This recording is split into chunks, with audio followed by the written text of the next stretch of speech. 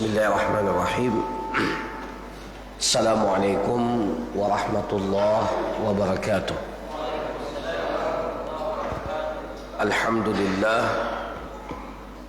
Alhamdulillahilladzi jama'ana lihadza wa ma kunna linajtami'a laula an jama'ana Allah. Wassalatu wassalam ala man la nabiyya ba'dah wa ala alihi wa sahbihi wa tabi'in wa man tabi'ahum bi ihsan ila yaumiddin, amma ba'du. Hadirin hadirat jamaah salat maghrib yang dirahmati oleh Allah Subhanahu wa ta'ala. Yang pertama tentunya kita bersyukur, tak henti-hentinya memuji kepada Allah Subhanahu wa ta'ala yang masih berkenan memberikan kepada kita kesempatan dan kesehatan sehingga pada malam hari ini kita dapat melaksanakan kewajiban sholat maghrib dan sekaligus memanfaatkan kesempatan duduk di dalam majlis ini sambil menunggu datangnya waktu sholat isya. Kemudian yang kedua, pembahasan kita pada malam hari ini masuk dalam pembahasan bab yang ketiga dari pembahasan fiqhul usrah, pembahasan terkait dengan fikih keluarga.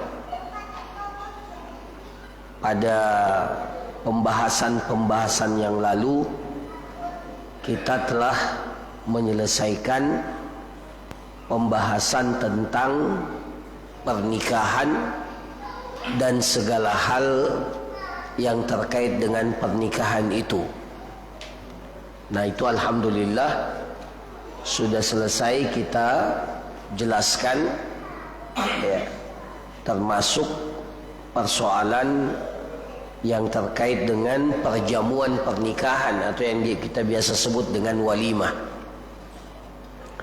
Alhamdulillah sudah selesai. Maka pada malam hari ini kita masuk kepada pembahasan yang baru, bab yang ketiga dari kitab Fiqhul Usrah ini, fikih keluarga, yaitu terkait dengan masalah fi al-khulu', terkait dengan masalah khulu', ya. Apa itu khulu', bagaimana itu khulu', dan hukum-hukum yang terkait dengan khulu', insyaallah kita akan jelaskan pada kesempatan kajian kita pada malam hari ini. Para jamaah sekalian yang dirahmati oleh Allah, yang pertama adalah apa itu khulu'? Apa definisi khulu' itu? Ya.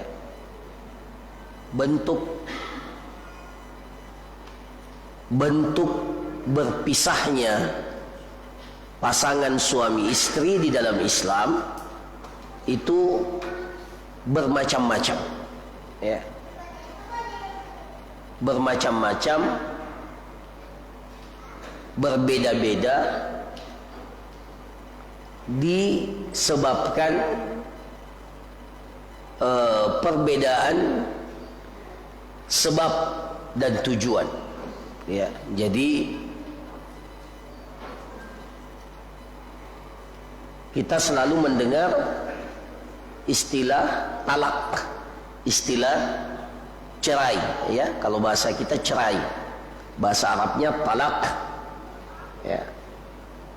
Nah, itu salah satu bentuk kayak putusnya hubungan suami istri, hubungan ikatan suami istri, baik secara keseluruhan ataupun sebagian. Nah, itu salah satu bentuk. Tapi dalam syariat kita juga ada bentuk yang lain. Ya, putusnya hubungan suami istri, ikatan keluarga, ada juga yang disebut dengan al-khulu. Nah, apa itu khulu? Ya, khulu ini dijelaskan oleh para ulama sebelum pembahasan talak. Ya. Jadi talak beda, khulu juga berbeda. Nah, apa itu khulu? Secara bahasa dalam kitab ini, dalam kitab Fiqhul Muyassar dikatakan al-khul'u lughatan ma'khudun min khala'ath thawb. Kata khulu' itu artinya apa? Berasal dari kata khala'ath thawb. Khala'ath thawb, melepaskan pakaian. Ya. Jadi itu asal katanya. Khala'a itu artinya dia melepaskan. Ya, melepaskan pakaian itu setelah pakaian itu dikenakan, setelah pakaian itu dipakai. Jadi kalau kita sudah pakai baju, ya, kemudian setelah itu kita lepaskan baju itu, maka dalam bahasa Arab itu namanya khala'ah. Ya. Jadi secara bahasa khulu itu artinya melepaskan. Ya. Secara spesifik khala'ath thawb, dia melepaskan pakaian yang telah dia kenakan. Kenapa? Lianna kullan minaz zawjaini libasun lil akhar. Karena pada hakikatnya, ya, kalau dibawa kepada hubungan sepasang suami istri, hubungan suami istri, suami itu adalah pakaian buat istrinya dan istri itu adalah pakaian buat suaminya. Hunna libasul lakum wa antum libasun lahunna. Mereka itu, wanita-wanita, para istri itu adalah pakaian buat kalian, dan kalian juga itu adalah pakaian buat, wa antum libasul lahun, dan kalian wahai para laki-laki, para suami, adalah pakaian buat istri-istri kalian. Jadi Al-Quran itu membahasakan hubungan suami istri itu dengan bahasa kiasan yang dikiaskan atau yang diumpamakan dengan libas, dengan pakaian. Maka ketika pakaian itu tidak cocok lagi, tidak pantas lagi, tidak sesuai lagi, maka terkadang pakaian itu harus dilepaskan. Ya. Fungsi pakaian itu ada berapa? Ada dua secara umum. Kita pakai pakaian ini, yang pertama fungsinya adalah fungsi untuk mempercantik, memperindah, ya, badan kita. Ya, makanya selalu kita pilih pakaian yang serasi. Ya, warnanya pun kita pilih agar enak dipandang. Ya, jadi seperti itu tujuan kita berkeluarga. Suami menjadikan istri itu sebagai pasangan yang serasi, sebagai satu pasang yang serasi, yang tadinya berbeda kemudian dipasangkan sehingga menjadi pasangan yang serasi, sehingga menjadi lebih indah dilihat. Ya. Ya. Makanya sampai sekarang, ya bahkan sampai kapanpun, LGBT itu tidak bakalan bisa diterima oleh akal sehat. Ya. Tidak akan bisa diterima karena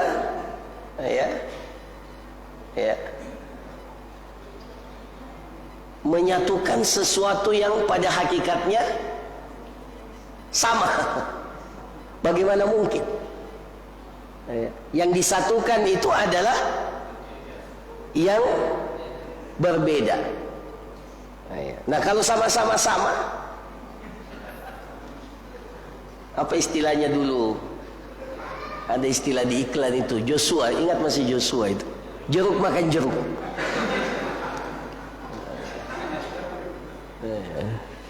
Tidak mungkin. Nah, pakaian itu seperti itu. Ya. Tidak bisa sama-sama baju. Harus ada baju, ada celana. Kemudian dikenakan menjadi lebih indah kelihatan. Ya. Nah, begitu pula pasangan suami istri diibaratkan sebagai sepasang pasangan yang satu dengan yang lainnya, menjadikan yang lainnya itu lebih indah, lebih serasi. Itu fungsi yang pertama. Fungsi yang kedua, fungsi pakaian itu untuk menutupi bagian-bagian yang tidak pantas dilihat oleh orang. Itu fungsi pakaian. Kita pakai pakaian ini untuk apa? Menutupi aurat kita, menutupi bagian yang tidak pantas dilihat oleh orang. Maka pasangan suami istri itu juga berfungsi seperti itu. Suami menutupi aib istrinya, istri menutupi aib suaminya. Nah, kapan fungsi-fungsi ini tidak berjalan secara baik, maka apa? Terkadang pakaian itu harus dilepas. Maka disebut dengan khulu. Dari kata khala ats-tsaub, dia melepaskan pakaiannya. Ya. Nah, apa itu secara bahasa? Secara istilah, khulu itu adalah syar'an, dalam pandangan syariat, khulu itu didefinisikan dalam kitab ini adalah furqatun bainaz zawjaini ala iwadin tadfa'uhu al-mar'ah li zawjiha bi alfadhin makhsusah. Furqatun bainaz zawjain, perpisahan antara sepasang suami istri. Jadi furqah, dipisahkan, ya, pemutusan hubungan. Furqah bainaz zawjain, antara sepasang suami dan istri, ala iwad, dengan adanya iwad, ya, adanya iwad, pengganti, ya, pengganti yang dibayarkan, tadfa'uhul mar'ah li zawjiha, yang dibayarkan oleh seorang istri wanita kepada suaminya, ya. Jadi khulu itu pada hakikatnya sama dengan talak. Pada hakikatnya sama dengan talak. Ujung-ujungnya hubungan suami istri itu berakhir, dipisahkan. Tapi yang membedakan antara khulu dengan talak adalah bahwa khulu, posisi wanita pada saat itu untuk mendapatkan status dilepaskan, ya, dari suaminya, maka dia membayar iwad, namanya iwad. Iwad itu adalah pengganti, iwad, ya, berupa harta yang dia bayarkan kepada suaminya, ya, agar suaminya ini mau melepaskan dirinya, ya, ala iwadin tadfa'uhul mar'a li zawjiha. Jadi wanita yang membayarkan iwad itu, dan iwad itu diserahkan kepada suami dengan tujuan apa? Suaminya mau menceraikannya, melepaskannya. Nah, itu khulu. Itu namanya apa? Khulu bi alfadhin makhsusah, dengan lafaz-lafaz yang khusus, ya. Jadi suaminya mengatakan khala'tuki, saya khulu engkau, saya lepaskan engkau, ya, saya lepaskan engkau. Tapi pada intinya ada apa? Ada iwad. Ada iwad yang dibayarkan oleh sang istri kepada suaminya agar suaminya melepaskan dirinya, ya, menceraikan wanita itu. Nah, itu yang dimaksud dengan khulu. Ya. Dalil pensyariatannya, dari mana pensyariatan khulu ini dibolehkan, dibenarkan di dalam syariat kita? Yang pertama, firman Allah Subhanahu wa taala dalam surah Al-Baqarah ayat 229. Allah Subhanahu wa taala berfirman, ini terkait dengan perceraian ya, termasuk diantara masalah yang disebutkan Allah di dalam Al-Quran secara mendetail itu masalah talak, perceraian. Nah, di antara ayat-ayat yang terkait dengan masalah perceraian, ayat yang terkait dengan khulu. Fa in khiftum alla yuqima hududallah fala junaha alaihima fi maftadat bihi. Dan apabila kalian mengkhawatirkan kedua-duanya itu tidak bisa lagi rujuk, tidak bisa lagi kembali akur. Fa in khiftum alla yuqima hududallah, kedua-duanya tidak bisa lagi menegakkan batasan-batasan yang telah ditetapkan oleh Allah. Kalau kembali kumpul, maka yang terjadi adalah apa? Percekcokan. Yang terjadi adalah perselisihan. Yang terjadi adalah pertengkaran. Ini tidak bisa dipaksakan. Ya, ada kondisi-kondisi yang seperti itu. Islam itu agama yang realistis. Ya, Islam tidak melihat semua manusia itu bisa berjalan dalam kondisi yang ideal. Ya, pasangan suami istri. Ya.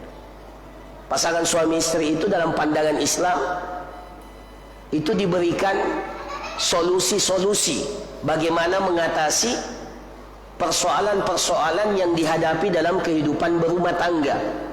Ya, tidak ada rumah tangga yang mulus. Tidak ada rumah tangga yang tanpa masalah. Pasti setiap rumah tangga besar dan kecil, lama dan singkat, semuanya pasti punya masalah. Ada yang tidak punya masalah? Ada yang tidak punya masalah dalam rumah tangganya? Ya, saya teringat ada seorang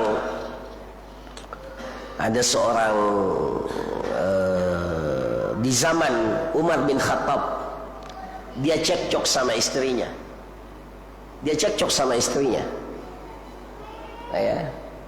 Kemudian dia mau melaporkan istrinya ke siapa? Umar bin Khattab, bukan Rasulullah, zamannya Umar. Dia ingin laporkan istrinya ini bahwa pas mau sampai di rumahnya Umar, dia dengar Umar dimarahi oleh istrinya. Akhirnya tidak jadi, Amirul Mukminin saja. Ya. Jadi tidak ada rumah tangga yang rumah tangga Rasulullah kalau kita baca, ya. Bahkan, nanti coba baca itu surah At-Talaq itu sebab turunnya apa itu? Ya ayyuhan nabiyyu idza talaqtumun nisa fatalliquhunna li'iddatihinna. Wahai Nabi, ayat itu turun kepada Nabi. Kalau engkau ingin mentalak istri-istrimu, berarti ada masalah. Yang berbeda adalah bagaimana terapi kita untuk mengatasi masalah itu, dan terapinya berbeda-beda, tidak bisa sama. Tidak bisa sama. Dan kalau sudah tidak bisa lagi menemukan, bahkan di dalam syariat kita ada namanya ba'sul hakamain. Kalau persoalan itu tidak bisa diselesaikan, boleh pihak keluarga laki-laki dan pihak keluarga perempuan mengutus utusan, dan dua utusan ini saling berunding, seperti sebuah negara berunding dengan negara yang lain. Fab'asu hakaman min ahliha wa hakaman min ahlihi wa hakaman min ahliha. Maka masing-masing pihak, istri mengirim utusan, keluarga suami mengirim utusan. Nah, kedua utusan nanti ini yang berunding, mana yang terbaik untuk pasangan suami istri ini. Sampai seperti itu. Tapi terkadang itu ditempuh, ternyata apa? Ternyata tidak menemukan titik temu.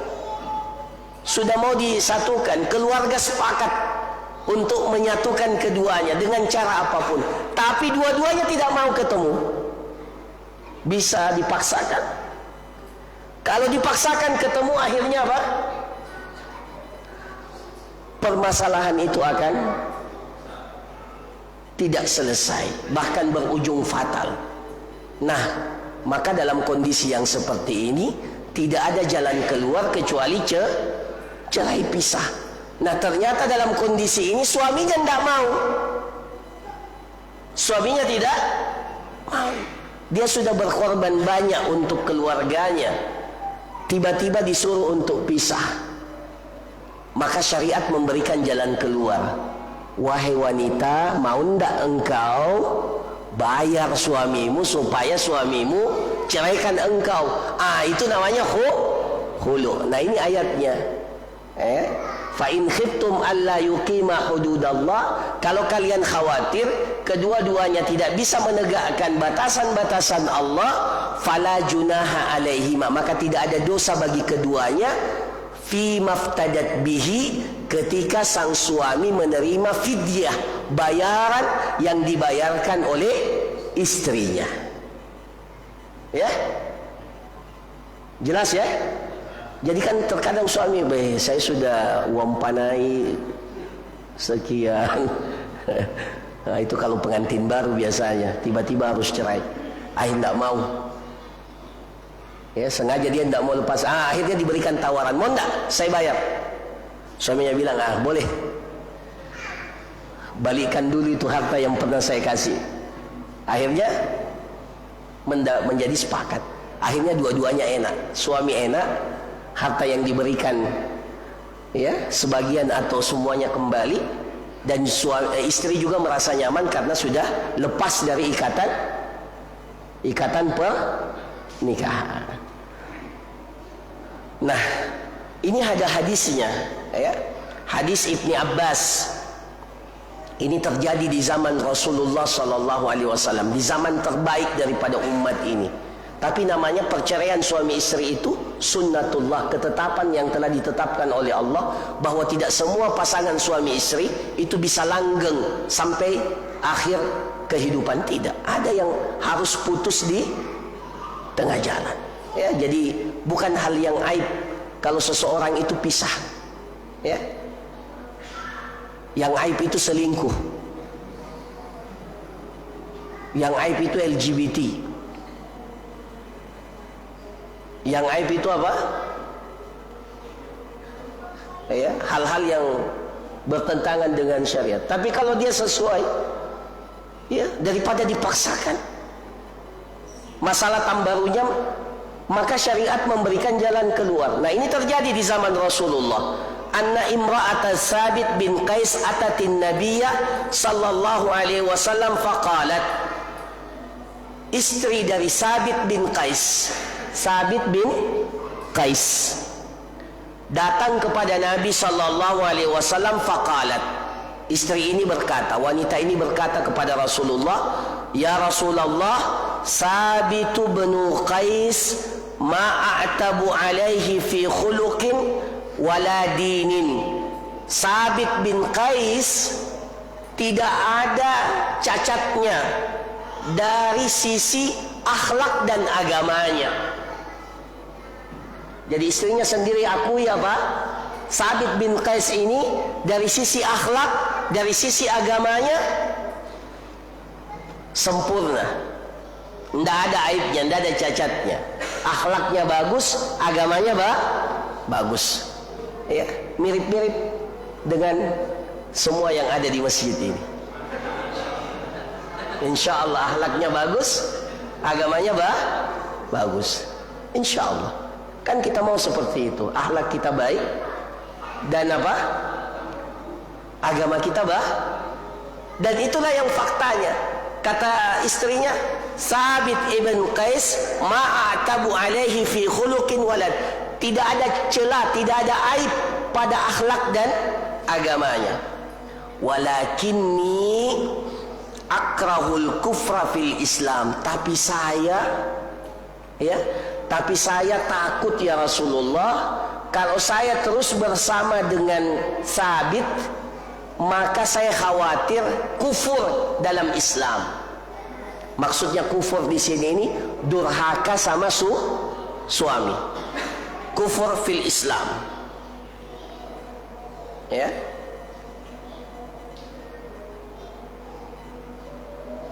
Kenapa? Ya. Padahal apa?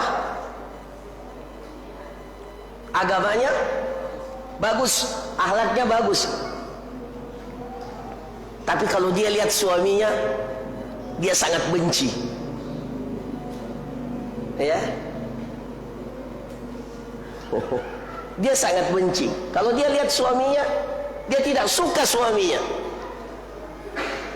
Dalam riwayat yang lain dikatakan, ya, perawakan Sabit bin Qais memang tidak menarik. Padahal agamanya bagus, akhlaknya bagus. Ya. Ya. Jadi kalau agama dan akhlak mirip semua di sini. Insya Allah. Ya. Mudah-mudahan kita semua akhlak kita bagus. Tapi ini persoalan manusiawi. Ya. Tidak ganteng dia. Ya, tidak menarik dalam pandangan istrinya. Ini pun ini ya, dan itu pun pandangan itu subjektif. Apa?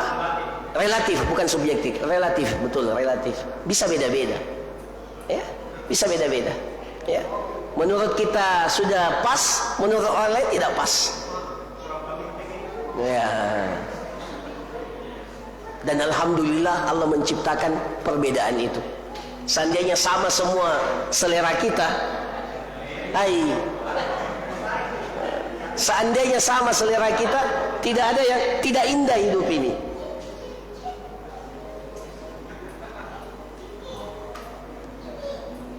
Saya pernah tanya teman-teman, ya waktu kuliah di kelas kita itu kan kumpul semua, yang dari Asia, dari Afrika dalam satu kelas. Ya.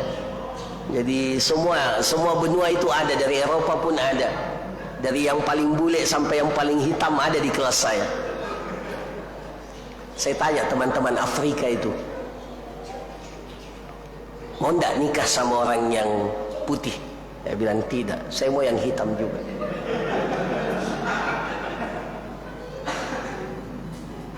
Karena memang Allah sudah setting dalam pandangan mereka, yang cantik itu bukan style kita, bukan gaya kita. Yang cantik dalam pandangan mereka, yang sama juga dengan mereka. Tidak bisa dipaksakan. Seandainya stylenya beda, maka orang Afrika itu akan ke Eropa semua menikah. Tapi kan tidak, mereka menikah sesama mereka. Tidak usah jauh-jauh ke ini saja, mana kalau kita ke Papua, iya kan, orang asli Papua, toh mereka. Jadi ini relatif. Jadi ini persoalan apa? Persoalan manusiawi. Jadi tidak ada hubungannya dengan akhlak, tidak ada hubungannya dengan agama. Jadi dia melihat suaminya itu, kalau dia lihat dia tidak suka sekali, perawakannya tidak pas. Semakin dia lihat, semakin dia benci. Akhirnya dia khawatir, ya Rasulullah, daripada saya durhaka, maka lebih baik saya pisah. Maka apa kata Rasulullah? Faqala Nabi sallallahu alaihi wasallam, ataruddina alaihi hadiqatahu, maukah engkau, dia tanya kepada istrinya ini ya, yang tadi datang, apakah engkau mau kembalikan kebun yang pernah dijadikan sebagai pemberian mahar untuk engkau? Kebunnya siapa? Sabit, yang dijadikan sebagai pemberian mahar ketika menikah, mau tidak dikembalikan? Qalat na'am, saya siap ya Rasulullah. Faqala Rasulullah sallallahu alaihi wasallam, maka setelah itu Rasulullah panggil Sabit. Panggil Sabit, ya. Dipanggil Sabit. Apa kata Rasulullah kepada Sabit? Iqbalil hadiqah, terima kembali itu kebunmu. Ambil itu kembali kebunmu, wa talliqha tatliqah, dan talak istrimu. Ya. Nah, jadi ini namanya apa? Khulu. Ya. Jadi ini namanya khulu, karena sang istri membayar iwad, ya, membayar iwad kepada suami agar suaminya mau. Sabit mau ceraikan tidak istrinya dalam kisah ini? Cuma istrinya yang tidak tahan, ya, istrinya yang mau berpisah karena khawatir terjatuh kepada durhaka kepada suami. Maka dia minta kepada Rasulullah. Rasulullah bilang, mau tidak kembalikan kebunnya? Maka dia katakan, iya siap. Maka Rasulullah panggil Sabit, iqbalil hadiqah, terima kembali kebunnya, wa talliqha tatliqah, ceraikan dia dengan satu cerai, satu kata cerai. Jadi tetap sebenarnya khulu itu adalah cerai, ya, tetap dari suami. Jadi bukan otomatis istri. Ya tiba-tiba dia kasih uang suaminya, setelah itu dia pergi. Tidak seperti itu. Harus ada lafaz dari suami yang diucapkan untuk menandakan terputusnya hubungan suami istri. Nah, ini yang disebut dengan khulu. Nah, para jamaah sekalian yang dirahmati oleh Allah, ada beberapa hukum kalau sudah khulu atau terjadi khulu. Apa saja hukumnya? Yang pertama,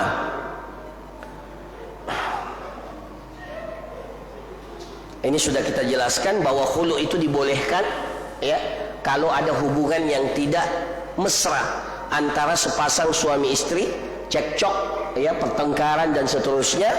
Tapi syaratnya harus dengan apa? Iwad.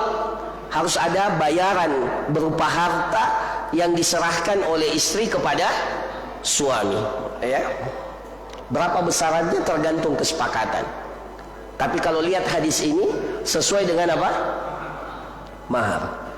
Kalau lihat hadis, kata para ulama ini diperselisihkan. Boleh enggak lebih daripada mahar? Boleh.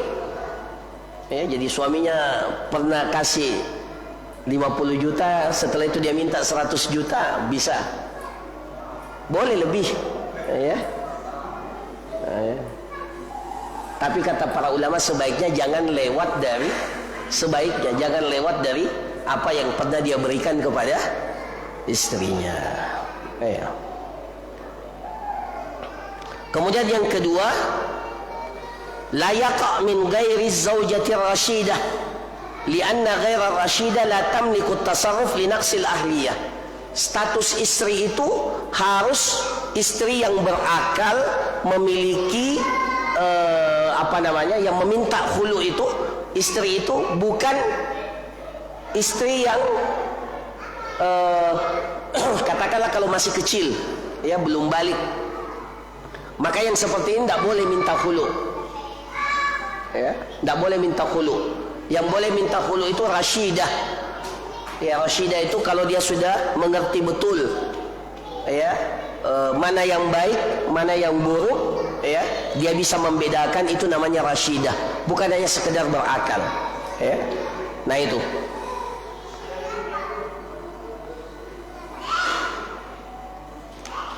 Kemudian yang ketiga, kalau seorang suami sudah mengkhulu istrinya, idza khala amratahu mallakatil mar'atu bidzalika amra nafsiha, maka wanita itu telah bebas. Dialah yang menentukan pilihannya setelah itu. Walam yabqa lizauji 'alaiha min sultan. Jadi setelah khulu, suami tidak lagi memiliki kekuasaan apa-apa terhadap istrinya. Wala raj'ata lahu 'alaiha. Bahkan pendapat yang paling kuat di antara para ulama, istri yang sudah dikhulu itu tidak boleh lagi dirujuk. Tidak ada lagi rujuk. Kalau talak masih bisa rujuk. Kalau khulu tidak ada rujuk, tidak ada ampun bagimu, tidak ada lagi rujuk. Ya, kecuali kan kalau sudah dia di khulu maka dia memasuki masa, ada namanya masa iddah ya. Nah, kalau ditalak itu boleh rujuk. Nanti kita akan pelajari masalah talak. Ya, selama wanita itu dalam masa iddah masih boleh dirujuk. Tapi kalau dalam khulu, kalau sudah khulu otomatis tidak ada, bukan tidak ada iddah, tetap ada iddah tapi tidak ada rujuk. Ya, tidak ada rujuk. Jadi tidak boleh kembali kecuali dengan akad yang baru dan mahar yang baru lagi. Ya. Kan maharnya tadi sudah diambil. Maka kalau mau kembali seperti apa? Seperti melamar baru lagi, seperti pengantin baru. Kalau dia mau kembali kepada istrinya, itu kalau khulu. Kemudian yang keempat,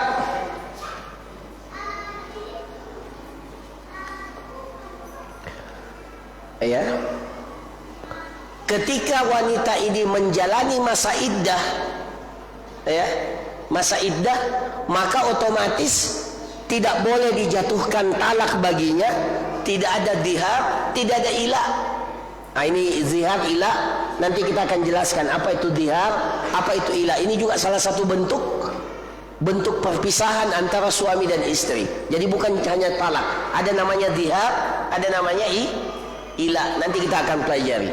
Nah, jadi dalam masa iddah, ketika sang istri itu sudah dikhulu dan menjalani masa iddah, masa menunggu ya, masa menunggu ya, ini nanti beda-beda masa menunggunya ya. Maka dalam masa menunggu itu kalau tiba-tiba suaminya bilang saya ceraikan engkau, itu tidak berlaku itu. Atau saya zihar engkau, saya ilah engkau, itu tidak berlaku. Kenapa? Karena setelah dikhulu otomatis wanita itu menjadi asing, tidak ada lagi hubungan sama sekali dengan suaminya. Yang kelima, boleh menjatuhkan khulu pada saat wanita itu haid.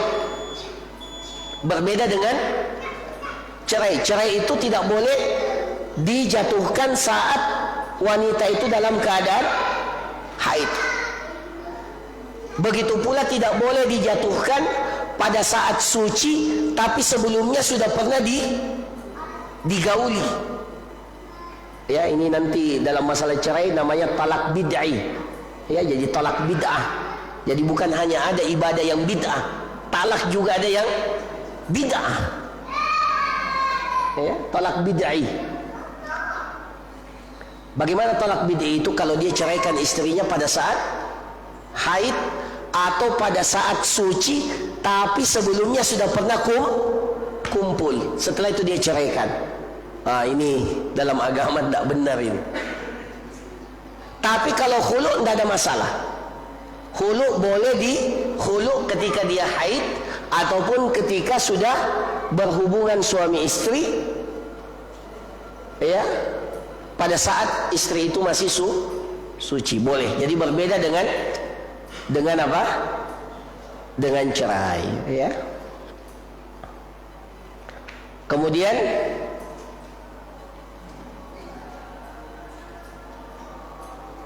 tidak boleh seorang suami sengaja tidak mau menceraikan istrinya sampai istrinya itu berada dalam kondisi yang sulit, sampai istrinya mau menebus dirinya untuk diceraikan. Padahal tidak ada hal-hal yang menjadikan sebab suami itu bisa menunda khulu itu. Jadi tidak boleh begitu ya.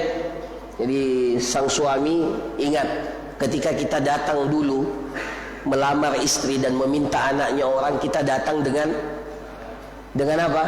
Dengan memaksa atau dengan baik-baik? Tidak ada yang dengan memaksa. Kita datang dengan baik. Ya, maka ketika lepaskan juga dengan cara jangan mengakibatkan mudarat. Ya, jadi tidak boleh dengan sengaja, tidak mau saya cerai, nanti dia bayar saya baru saya mau cerai. Tidak boleh begitu. Ya, mau dapat bonus.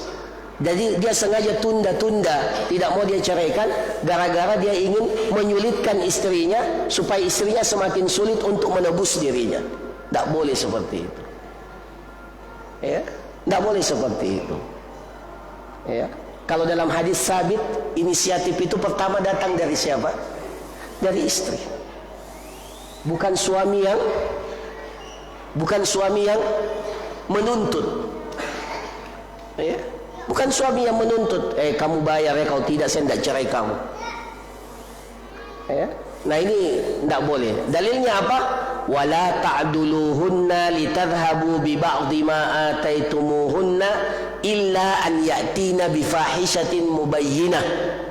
Ya, dan jangan engkau menunda-nunda untuk untuk menceraikan mereka sehingga mereka pergi untuk mengambil apa yang mereka sudah berikan kepada apa yang mereka sudah diberikan oleh suaminya, litarhabu bi ba'dhi ma ataitumuhunna, untuk mengembalikan harta yang sudah pernah diserahkan kepada mereka, kecuali dalam satu keadaan, illa an yatina bi fahishatin mubayyinah, kecuali kalau wanita itu sudah melakukan perbuatan keji, perzinahan, maka tidak apa-apa kita tunda, tidak diceraikan sampai dia mau bayar kita, tidak apa-apa itu.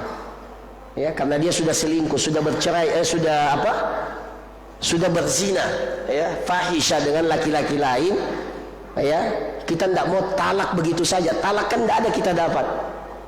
Ya, kalau kita talak begitu saja tidak ada kita dapat. Yang kita dapat cuma kekecewaan, ya, cuma sakit hati. Maka tidak apa-apa dia tidak ditalak dengan tujuan supaya dia mau bayar. Itu dalam kondisi itu tidak apa-apa.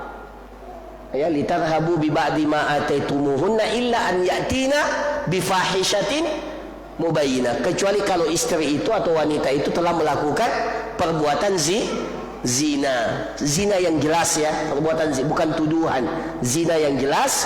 Sengaja kita tunda-tunda tidak mau ceraikan sampai dia mau membayar tebusan untuk diceraikan, maka itu boleh. Tapi hukum asalnya kalau tidak ada hal-hal yang seperti itu, maka sebaiknya langsung diceraikan saja. Ya, kalaupun dia mau bayar iwad, berikan yang sewajarnya. Ya, sewajarnya.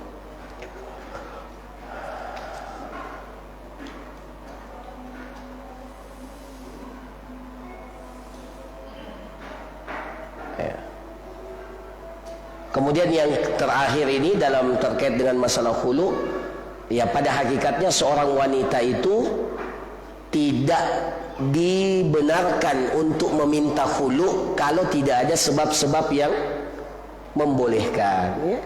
Suaminya baik, ya, suaminya akhlaknya baik, agamanya baik, penampakannya juga lumayan, artinya ya standar, ya, tidak dibawa, alhamdulillah, seperti kebanyakan orang, tidak ada yang perlu maka hukum asalnya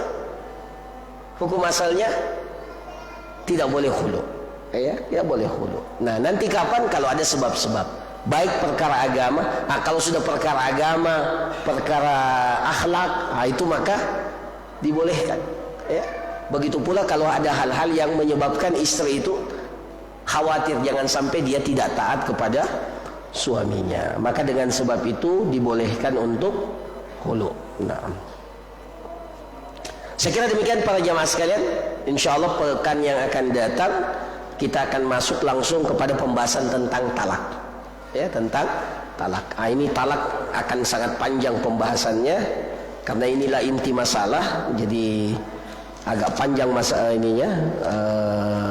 pembahasannya, mungkin 2 atau sampai 3 kali pertemuan kita akan jelaskan masalah talak. Nah, khulu ini seperti itu. Barakallahu fikum, jazakumullah khairan. Kalau ada pertanyaan saya persilahkan 1, 2, ya, atau 3 pertanyaan. Kalau akhwat mungkin bisa dituliskan juga kalau ada. Silakan. Bismillah.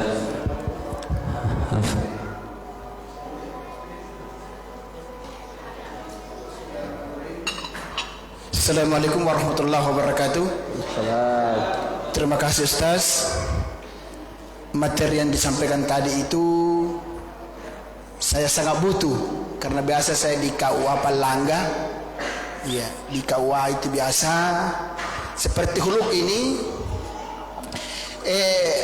Apakah tidak berdosa seorang istri yang meminta huluk kepada suaminya karena dia sudah mempunyai perjanjian dengan laki-laki lain?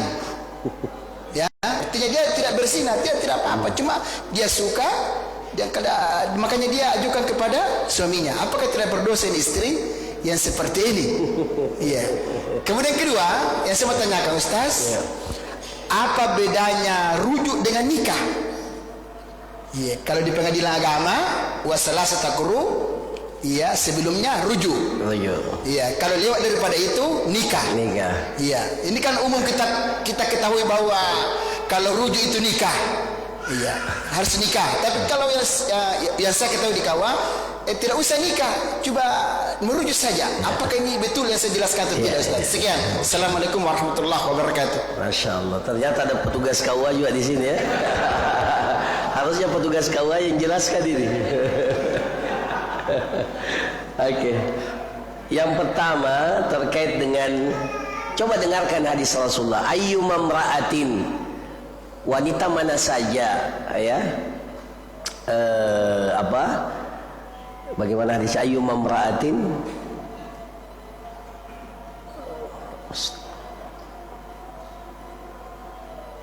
Wanita mana saja yang meminta, ya, kepada suaminya untuk diceraikan, ya, untuk diceraikan min gairi ma ba'sin, tanpa ada sebab, faharamun 'alaiha raihatul jannah, maka diharamkan oleh Allah baginya untuk mencium bau surga. Jadi tanpa sebab saja, tidak ada sebab, ya, itu bau surga haram. Apalagi kalau ada sebabnya itu.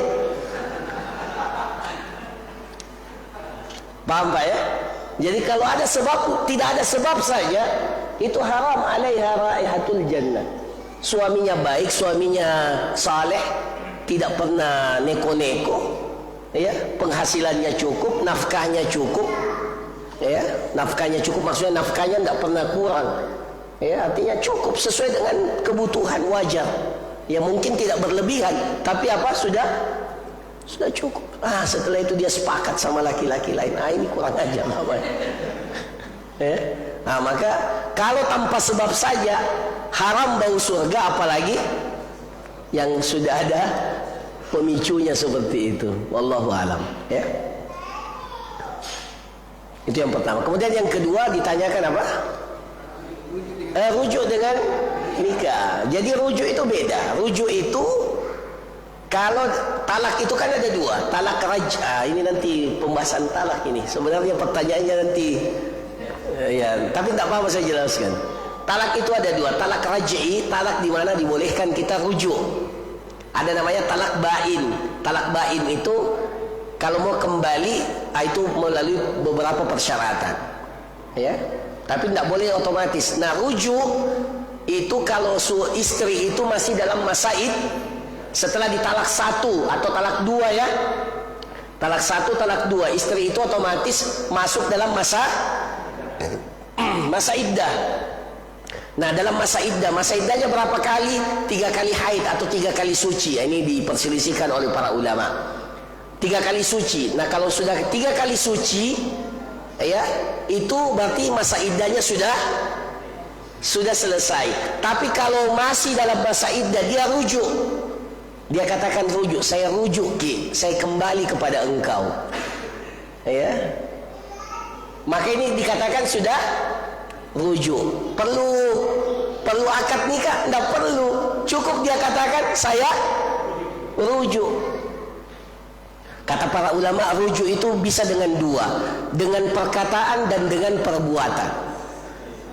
Perkataan dengan perkataan itu tadi, saya rujuk. Tapi afdalnya harus disertai dengan saksi. Ya, fa ashhidu bagaimana dalam ayat, kalau engkau rujuk maka baiknya ada itu kalau rujuk dengan apa? Perkataan. Kalau dengan perbuatan tidak boleh ada saksi. Tidak boleh ada saksi. Rujuk dengan perbuatan itu maksudnya hubungan suami istri. Tidak boleh bilang saksikan dulu supaya saya rujuk.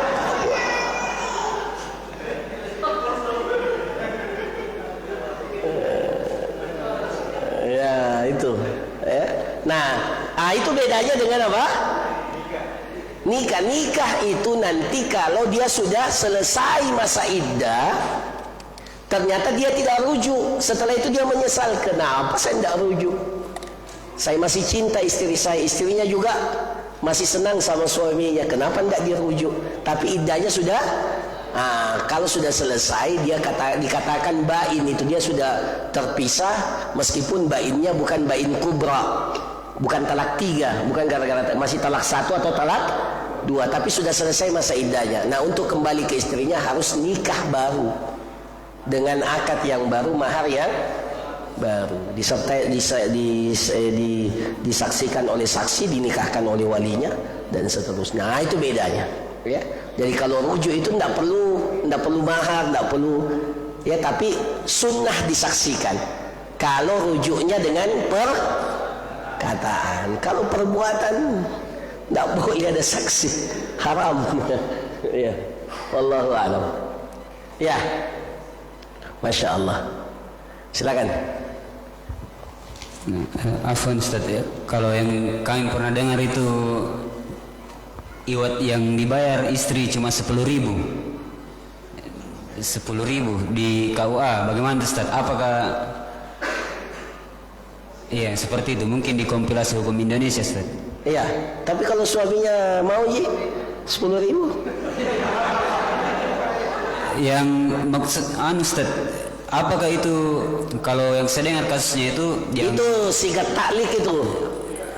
Sigat taklik. Jadi dalam berapa bulan itu? Itu di buku nikah kita. Apakah itu ada mediasi dulu sama suami Ustaz, bahwa kayak tadi bilang mesti ada kata-kata talak lagi apa? Enggak, ini masuk dalam kategori hakim yang jatuhkan talak itu. Ya?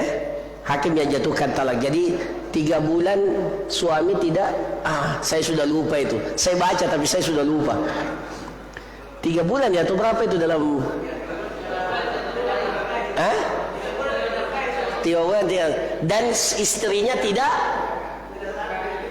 ridho dan dia membayar iwat kepada pengadilan, maka jatuhlah talak.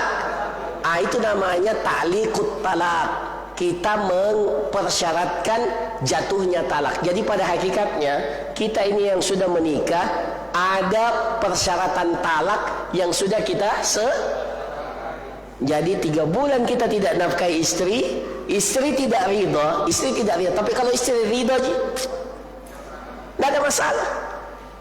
Ini istri tidak, dan istri datang ke dia bayar, maka jatuh talak. Pengadilan jatuh talak 1, otomatis itu, ya. Nah, itu namanya ta'liqut talak, bukan khulu lain, ya. Meskipun di situ ada kata iwab, Nah, cukup. Ini yang belum dibaca dari akhwat. Bagaimana jika istri meninggalkan rumah suaminya karena penghasilan suami yang hanya sedikit, pas-pasan?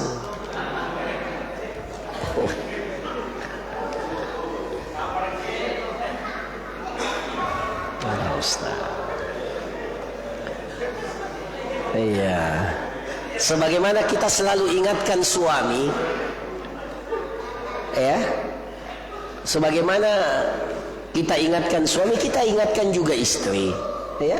Ketika Anda menerima seorang suami, maka Anda menerima suami itu dengan segala hal yang melekat pada dirinya, ya, termasuk status pekerjaannya, ya. Kan Anda sudah terima ketika dia datang melamar, ya, diberitahukan pekerjaannya apa, tidak tetap. Pekerjaan apa? tidak tetap tapi tetap bekerja.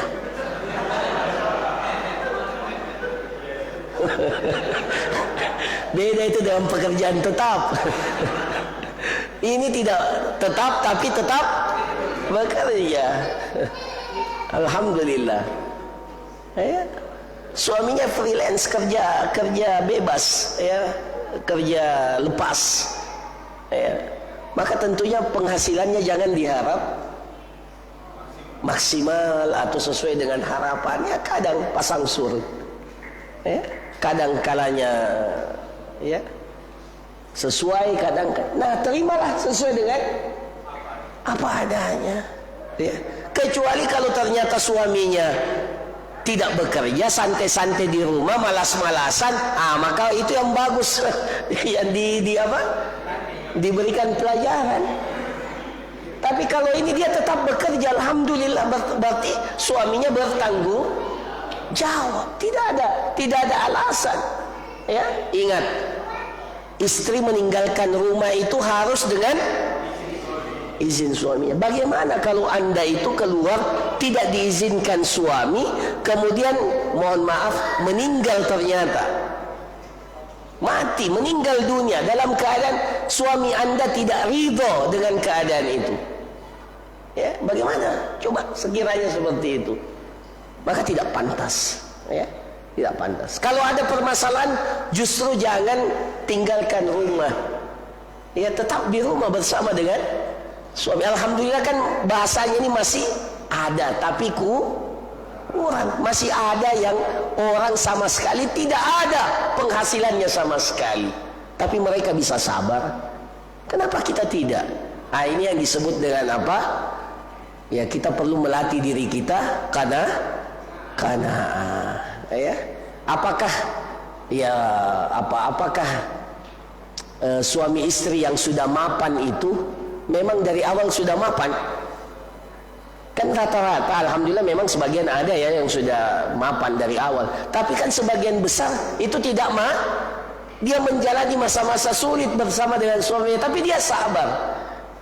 Ya, maka mudah-mudahan dengan kesabaran itu Allah memberikan, ya, jalan keluar, rezeki yang, ya.